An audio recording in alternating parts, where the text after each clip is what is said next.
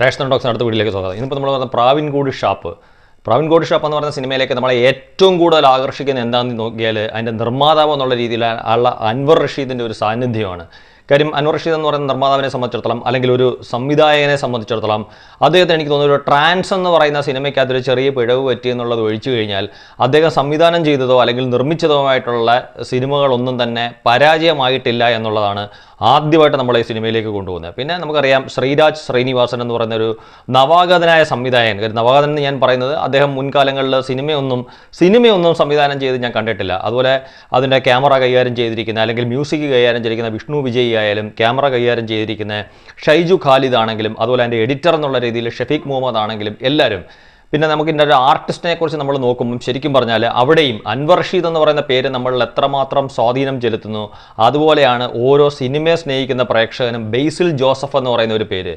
എനിക്ക് തോന്നുന്നു നമുക്ക് ഇപ്പം വലിയ മമ്മൂക്കയും ലാലേട്ടനെ ഒഴിച്ച് അല്ലെങ്കിൽ ഇപ്പം ദുൽഖർ സൽമാനെയും പോലുള്ള ആൾക്കാരെ ഒഴിച്ച് നമുക്കൊരു രണ്ടാം നിരയിലൊക്കെ വരുന്ന രീതിയിലുള്ള ഒരാളെ വെച്ചൊരു സിനിമ നിർമ്മിക്കാം എന്ന ഒരാൾക്കൊരു തോന്നൽ വന്നു കഴിഞ്ഞാൽ എനിക്ക് തോന്നുന്നു ധൈര്യമായിട്ട്, അതായത് ഒരു മിനിമം ഗ്യാരൻറ്റിയോടുകൂടി, അതായത് ആ സിനിമ ഒരിക്കലും നഷ്ടമാകില്ല എന്നുള്ളൊരു ഉറപ്പോടുകൂടി ഒരാൾക്ക് സിനിമാ വ്യവസായത്തിലേക്ക് പണം മുടക്കാനും ഒരു സിനിമ നിർമ്മിക്കാനുമുള്ള ഒരു അവസരം വന്നു കഴിഞ്ഞാൽ എനിക്ക് തോന്നുന്നു ആ സിനിമയിലെ നായകനാവാൻ ഞാൻ മുമ്പേ പറഞ്ഞ കണക്ക് മമ്മൂക്കയോ ലാലേട്ടനോ അല്ലെങ്കിൽ ദുൽഖറോ പൃഥ്വിരാജോ ഒക്കെ ഫഹദ് ഫാസിലൊക്കെ പോലുള്ള ആൾക്കാരല്ലാതെ നമുക്കൊരു ഓപ്ഷൻ നമുക്ക് സ്വീകരിക്കേണ്ടതായിട്ട് വന്നാൽ അല്ലെങ്കിൽ നമുക്കൊന്ന് തിരഞ്ഞെടുക്കേണ്ടതായിട്ട് വന്നു കഴിഞ്ഞാൽ അങ്ങനെ തന്നെ പറയാം. അങ്ങനെ ഉണ്ടെങ്കിൽ ബേസിൽ ജോസഫ് എന്ന് പറയുന്ന പേരായിരിക്കും ഏതൊരു നിർമ്മാതാവിന് ഒരു ധൈര്യം എന്ന് പറയുന്നത്. അതുപോലെ സൗബിൻ ഒരു നടൻ എന്നുള്ള രീതിയിലും അല്ലെങ്കിൽ ഒരു ടെക്നീഷ്യൻ എന്നുള്ള രീതിയിലൊന്നും വേണമെങ്കിൽ നമുക്ക് പറയാം. ടെക്നീഷ്യൻ എന്ന് പറഞ്ഞു കഴിഞ്ഞാൽ അദ്ദേഹം കൈവെക്കുന്ന മേഖലകൾ ഏതോ ആയിക്കോട്ടെ, അവിടെ എല്ലാം അദ്ദേഹം ഇപ്പോൾ ഒരു പ്രൊഡ്യൂസർ എന്നുള്ള രീതിയിലാവട്ടെ, ഒരു ഡയറക്ടർ എന്നുള്ള രീതിയിലാവട്ടെ, ഏത് രീതിയിലായാലും ഇപ്പം ബേസിൽ ജോസഫിനും സൗബിനും മിനിമം ഗ്യാരണ്ടിയുള്ള ആർട്ടിസ്റ്റുകളാണെന്ന് നമുക്ക് പറയാൻ പറ്റും. അപ്പോൾ അവരെ പോലുള്ള എനിക്ക് തോന്നുന്നു ഇതിനകത്ത് എടുത്തു പറയത്തക്ക രീതിയിൽ പ്രമുഖരായിട്ടുള്ള ബേസിൽ ജോസഫിനെയും അല്ലെങ്കിൽ സൗബിനെയും പോലുള്ള പിന്നെ വളരെ കുറച്ച് ആൾക്കാർ ഒഴിച്ചു കഴിഞ്ഞാൽ പിന്നെ അധികവും ഒരുപാട് സിനിമകളിലൊന്നും നമ്മളങ്ങനെ കണ്ടിട്ടുള്ള ആൾക്കാരല്ല. എനിക്ക് തോന്നുന്നു അവരൊക്കെ പുതുമുഖങ്ങളോ അല്ലെങ്കിൽ ഒരു ജൂനിയർ ആർട്ടിസ്റ്റിൻ്റെ ഒരു ഗണത്തിലൊക്കെ പെടുന്ന ആൾക്കാരായിരിക്കും. എന്തായാലും അവരുടെ പെർഫോമൻസ് ഒരു മുതിർന്ന നടനെ വെല്ലുന്ന രീതിയിലാണ് അവരുടെ ഓരോരുത്തരുടെ പെർഫോമൻസും. ഇപ്പം പ്രാവിൻകൂട് ഷാപ്പ് എന്ന് പറയുമ്പോൾ തന്നെ ഒരു ഷാപ്പും അതിൻ്റെ പരിസരത്തുള്ള കുറേ ആൾക്കാരും കുറേ വീടുകളും അല്ലെങ്കിൽ ഈ പറഞ്ഞ കണക്ക് അവിടെ നടക്കുന്ന ഒരു കൊലപാതകം, അത് ഷാപ്പുമായിട്ട് ബന്ധപ്പെട്ട് നടക്കുന്ന ഒരു സംഭവം, അത്തരത്തിലുള്ളൊരു സംഭവത്തിനെ തുടർന്നുള്ള അന്വേഷണങ്ങളും, അതായത് ബേസിൽ ജോസഫ് എന്ന് പറയുന്ന ബേസിൽ ജോസഫിൻ്റെ ഒരു ക്യാരക്ടർ, അതുപോലെ സൗബിൻ്റെ ക്യാരക്ടർ, അങ്ങനെ പല ക്യാരക്ടേഴ്സും, അതായത് അതിബുദ്ധിമാനായിട്ടുള്ള ഒരു പോലീസ് ഓഫീസർ, അതിബുദ്ധിമാനായിട്ടുള്ള ഒരു പോലീസ് ഓഫീസർ, ആ ആളിന് അതിബുദ്ധിമാനായിട്ടുള്ള ഒരു പോലീസ് ഓഫീസർ എന്ന് നമുക്ക് പലപ്പോഴും ഈ സിനിമ കാണുമ്പോൾ തോന്നുമ്പം അതായത് ഒരു പാളിച്ച വരാത്ത രീതിയിൽ തന്നെയാണ് ആ ഒരു ക്യാരക്ടറിൻ്റെ ഒരു സൃഷ്ടി എന്ന് പറയുന്നത്. കാര്യം അത്രയും മിടുക്കനായ ഒരു പോലീസ് അങ്ങനെ നമുക്ക് ഉണ്ടോ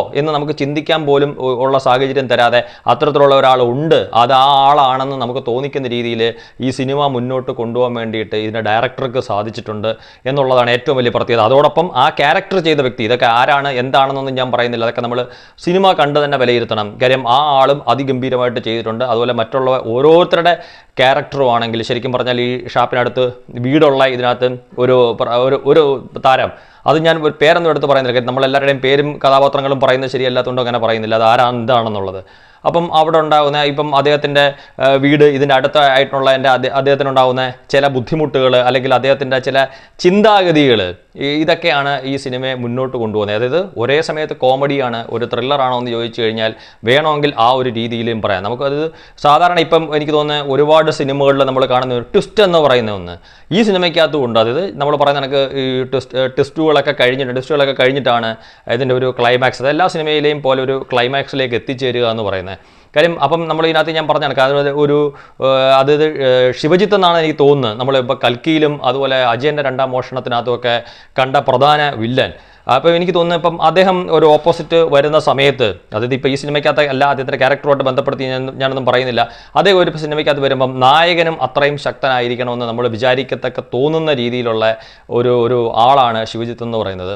അങ്ങനെ ഇവരെല്ലാം കൂടെ ചേരുന്നത്, അതായത് ഈ നായകന്മാരും അല്ലെങ്കിൽ നായക തുല്യ പ്രാധാന്യമുള്ള ആൾക്കാരും ഈ പറയുന്ന രീതിയിലുള്ള ആൾക്കാരും ഇതിനകത്ത് നായിക എന്ന് പറയുന്ന എല്ലാവരും കൂടെ ചേർന്ന് കഴിയുമ്പം ഉള്ള അതിമനോഹരമായിട്ടുള്ള ഒരു സിനിമ തന്നെയാണ് പ്രാവിൻകൂട് ഷാപ്പ് എന്നുള്ള കാര്യത്തിന് യാതൊരു സംശയമില്ല. ഇപ്പോൾ ഈ പ്രാവിൻകൂട് ഷാപ്പ് കണ്ടു കഴിഞ്ഞപ്പോൾ എനിക്ക് തോന്നുന്നത് ഇപ്പം ആസിഫ് അലിയുടെ നമ്മൾ റിലീസ് ചെയ്ത രേഖാചിത്രം, അതായത് ഈ വർഷത്തെ ഏറ്റവും വലിയ ആദ്യത്തെ വിജയമായിട്ട് ഞാൻ കാണുന്നത് രേഖാചിത്രം എന്ന സിനിമയാണ്.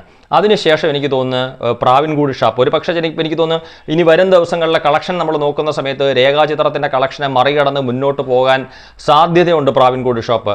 അവിടെ പ്രാവിൻകൂടി ഷാപ്പ് എന്ന് പറയുന്ന സിനിമ. അപ്പം നമുക്ക് അതിനകത്ത് ഞാൻ പറഞ്ഞല്ലോ, ബേസിൽ ജോസഫ് എന്ന് പറയുന്നത് കുടുംബ സദസ്സുകളുടെ നായകനാണ് അദ്ദേഹം. അതായത് ഒരു കാലത്ത് ദിലീപേട്ടൻ ചെയ്തതെന്ന് നമുക്ക് പറയാൻ പറ്റത്തില്ല. ദിലീപേട്ടൻ എങ്ങനെയാണോ കുടുംബ പ്രേക്ഷകരുടെ തിയേറ്ററിലേക്ക് എത്തിച്ചത്, അതുപോലെ ശ്രീനിയേട്ടൻ്റെ ഒരു സ്റ്റൈലും കാര്യങ്ങളും ഒക്കെ നമുക്കറിയാം. ഇപ്പം ഇവരുടെ ആരുടെയും സ്റ്റൈലുമായിട്ട് നമുക്ക് ബേസിൽ ജോസഫിനെ ഒരിക്കലും കമ്പയർ ചെയ്യാൻ പറ്റത്തില്ല. അദ്ദേഹം സ്വതന്ത്രനായിട്ടുള്ള, അതായത് ഒരു പ്രത്യേക ശൈലി സിനിമയിൽ തുടരുന്ന ആളാണ് ബേസിൽ ജോസഫ് എന്ന് പറയുന്നത്. എന്നാലും ഞാൻ പറഞ്ഞ കണക്ക് ഇപ്പം ദിലീപേട്ടനും അല്ലെങ്കിൽ ഈ പറഞ്ഞ കണക്ക് ശ്രീനിയേട്ടനും ഒക്കെ തിയേറ്ററിലേക്ക് കുടുംബ പ്രേക്ഷകരെ കൊണ്ടുവരാൻ എങ്ങനെ സാധിച്ചു, അതുപോലെ ഈസി ആയിട്ട് വളരെ നിസ്സാരമായിട്ട് കൊച്ചുകുട്ടികൾ മുതൽ മുതിർന്നവരെ വരെ തിയേറ്ററിലേക്ക് കൊണ്ടുവരാൻ കഴിവുള്ള ആളാണ് ബേസിൽ ജോസഫ് എന്ന് പറയുന്നത്. ഒരു താരം അതുപോലെ ഡയറക്ടർ ആയാലും അത് എങ്ങനെയായാലും ശരി. അപ്പം ഇവരെല്ലാം കൂടെ ചേർന്നിട്ടുള്ള ഈ സിനിമ, അതായത് നമ്മൾ തിയേറ്ററിൽ കണ്ടെന്നും പറഞ്ഞിട്ട് നമ്മുടെ പൈസ പോകുമെന്നോ അല്ലെങ്കിൽ ഇത് വേണ്ടിയിരുന്നില്ല എന്നൊന്നും നമുക്ക് തോന്നാനുള്ള യാതൊരുവിധ സാധ്യതകളും ഇല്ലാത്ത നല്ല അതിമനോഹരമായിട്ടുള്ള ഒരു സിനിമയായിട്ടാണ് എനിക്ക് ഈ സിനിമയെ ഫീൽ ചെയ്തത്. തീർച്ചയായിട്ടും സിനിമ കാണുക. ഈ വർഷത്തെ ഏറ്റവും വലിയ വിജയം പ്രാവിൻകൂടി ഷാപ്പ് തന്നെ ആവട്ടെ. അതായത് രേഖാചിത്രത്തിന് മുകളിൽ നിൽക്കുന്ന, അല്ലെങ്കിൽ ഈ വർഷം റിലീസ് ചെയ്യാൻ പോകുന്ന മറ്റു സിനിമകളുടെ ഒക്കെ മുകളിൽ നിൽക്കത്തക്ക രീതിയിലുള്ള ഒരു വലിയ വിജയമായി തീരട്ടെ എന്ന് നമുക്ക് ആഗ്രഹിക്കാം.